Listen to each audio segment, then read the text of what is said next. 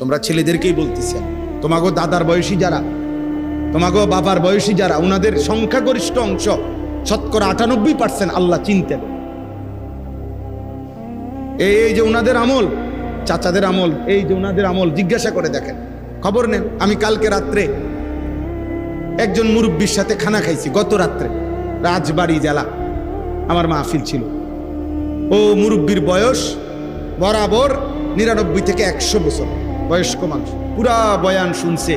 বয়ানের পরে ওনার ঘরেই খানা, উনি আমার সাথে বসছে, কথা বলছি অনেকক্ষণ। আমি ওনার কাছ থেকে সেই ব্রিটিশ পিরিয়ডের গল্প, স্বাধীনতার গল্প, অনেক কথা শুনলাম আর কেমনে। এরপরে সাধারণ মানুষ, পানি উন্নয়ন বোর্ডে চাকরি করতেন উনি, জেনারেল শিক্ষিত মানুষ।